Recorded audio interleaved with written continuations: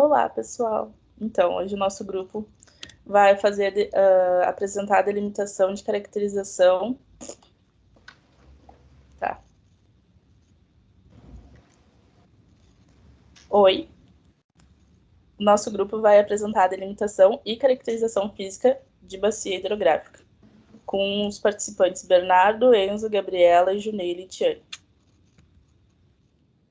O objetivo do nosso grupo foi delimitar a bacia hidrográfica para uma associação de produtores, tendo como mínimo necessário 2 quilômetros quadrados, e a gente teve segmento de fazer o comprimento do Talveg, a declividade média do rio principal, densidade de drenagem, densidade de rios, coeficiente de compacidade, a hierarquia fluvial, tempo de concentração, a curva episiométrica e o perfil longitudinal.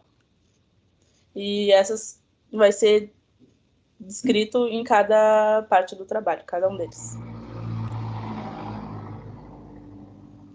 Então, foi utilizado o MDT para delimitar a bacia hidrográfica e as características físicas que ela representa.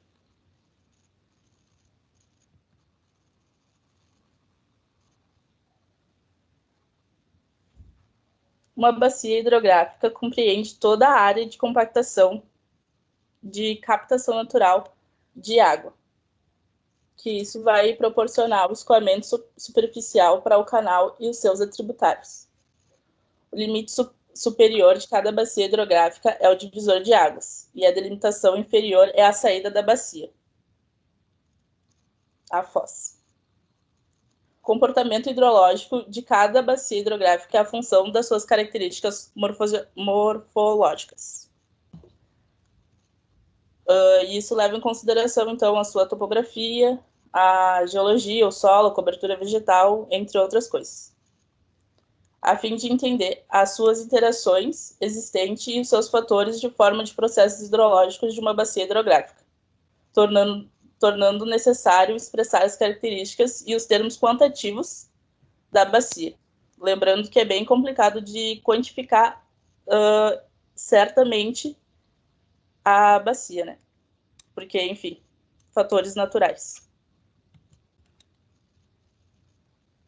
Então, as curvas de níveis se dão pelo mapa topográfico e, através disso, a gente pode analisar os corpos hídricos e como eles percorrem. Então, essa é a bacia delimitada. Na imagem mostra a bacia com o ponto divisório e os rios determinados, rios secundários e rio principal. Então, esse ponto divisório, que está representado pelo pontinho rosa no começo da bacia, esse ponto divisório ele vai receber os escoamentos de água das precipitações de chuva que foram captadas por essa bacia. Então, esse exutório, na verdade, é um ponto de saída de água, que a partir dele a gente delimitou a nossa bacia, escolhendo uma parte específica, uma área específica do mapa que foi disponibilizado para a gente pela associação. Pode passar. Aqui é uma outra imagem que representa a bacia que a gente delimitou, para ter uma noção da área dela, que foi feito a partir do ponto de exutório escolhido na área do mapa. Pode passar. Outra representação da bacia, mostra na imagem, foi feito no QGIS, né? Com catchment area gerado, o contorno da bacia, feito a partir do ponto de exutório. As setas pontilhadas estão mostrando o rio principal. Essa bacia ela tem quase 4.000 km², ela tem 3.998 km². É uma bacia considerada média, que vai atender adequadamente todas as demandas e atividades agropecuárias para esses produtores dessa associação em questão. Pode passar. A bacia é delimitada com os rios determinados, mostra os rios dentro e fora da área da bacia que a gente escolheu. Mostra os rios secundários e o rio principal. Os rios secundários, eles vão drenar essa água para o rio principal, e assim vai ser determinada a vazão total da nossa bacia, ou seja, a soma das vazões dos afluentes com a vazão do rio principal vai dar a vazão total da bacia que a gente delimitou na área específica escolhida no mapa que foi fornecido. Pode passar. Aqui nesse slide, então, a gente consegue acompanhar a hierarquia fluvial dessa bacia, que consiste no processo, então, de classificação do curso de água da bacia hidrográfica. Os rios se classificam dessa maneira como forma de tornar mais objetivos os estudos morfométricos. A gente pode ver que existem canais ali de primeira, segunda, terceira e quarta ordem. Os de primeira ordem são aqueles que não recebem nenhum tributário, que estão ajusante da bacia. Os de segunda ordem são aqueles que recebem somente os afluentes dos rios de primeira ordem. Os de terceira ordem, eles podem receber tributários de segunda e de primeira ordem, e já os de quarta ordem, que é o caso do nosso rio principal da bacia que foi delimitado, recebem tributários de terceira ordem, mas também os de primeira e os de segunda, sendo o rio com maior vazão da bacia. Pode passar.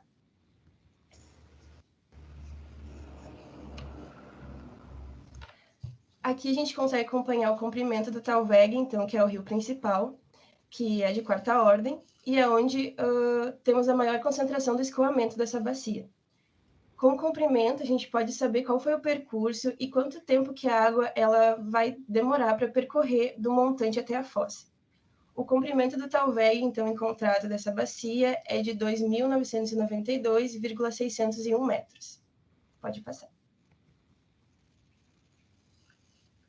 Aqui nessa imagem a gente consegue ver o gráfico mostrando a declividade do Talweg, que nos dá uma ideia em relação aos vários processos hidrológicos, né, como a infiltração, escoamento superficial, entre outros que estão ocorrendo na bacia. E, além disso, é um dos fatores principais que regulam o tempo de duração do escoamento superficial e também da concentração da precipitação, né, da chuva nos leitos dos cursos de água. Para obter essa declividade, então, a gente usou a diferença entre a elevação máxima e a elevação mínima, que é chamada, então, de amplitude altimétrica da bacia, e divide essa amplitude pelo comprimento da bacia, obtendo-se, então, uma medida de declividade média do rio principal. A declividade, então, foi de 0,160, sendo um valor, então, adimensional. Pode passar. Aqui a gente consegue ver, então, que nessa bacia existem 59 canais, que são da totalidade de rios presentes, tendo, então, uma densidade de 0,0148 canais por quilômetro quadrado. Também a gente pode observar a densidade de drenagem, que é expressa pela relação entre o comprimento total de todos os cursos d'água, esses 59, e a área total da bacia, onde esse índice varia de 0,5 km por quilômetro quadrado para bacias que têm uma drenagem pobre, a 3,5 km por quilômetro quadrado por bacias que são bem drenadas, que é o caso da bacia que a gente delimitou, que é de 5,4475 km por quilômetros quadrados, então indicando que é uma bacia com alta capacidade de drenagem. Pode passar. Quanto ao coeficiente de compacidade, que é o KC, ele vai nos indicar qual o formato da bacia. Um KC aproximado de 1, ou quanto mais aproximado de 1 esse KC, ele vai indicar uma bacia que tem um círculo perfeito ou quase perfeito. E também, quanto menor for esse KC e mais circular for a bacia, nós teremos menos tempo de concentração de água e ter uma maior tendência nos períodos de enchente a ter picos o que vai ocasionar nessa bacia nesses períodos. O KC é delimitado a partir de uma fórmula que indica o perímetro, que nós precisamos saber o perímetro da área da bacia e a própria área em si da bacia. E esse KC é um valor adimensional apenas. Pode passar.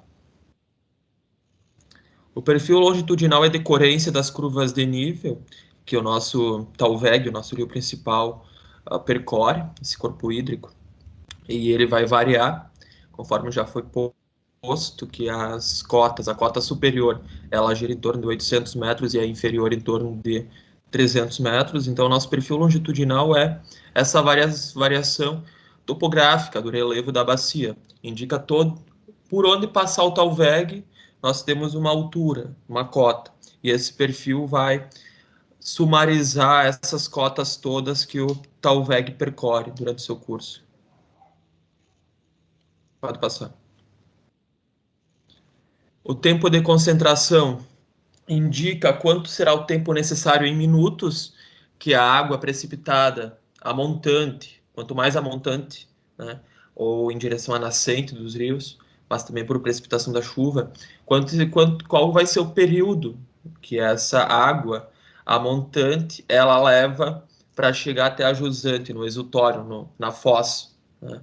E para nós sabermos esse tempo de concentração, que é indicado em minutos, nós precisamos saber o tamanho do Talweg, do rio principal, e também a variação de altitude, que é decorrência também das curvas de nível, que é simplesmente a diferença entre a cota superior e a cota inferior dessas curvas da bacia. Pode passar. A curva pissométrica, é um gráfico que ele tem duas variáveis. A variável do eixo X é a cota, que vai variar entre 800 e pouco e 300 e poucos metros, né? E essa cota do eixo X é cruzado com outra variável, que daí é a área de drenagem pela cota superior, que está no eixo Y.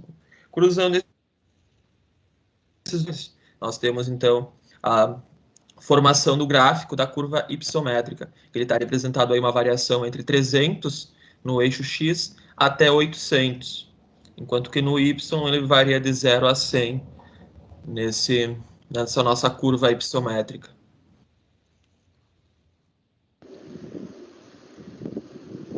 Aí as referências que foram utilizadas, que se limitou ao material de aula e as aulas em si da disciplina de manejo de recursos hídricos.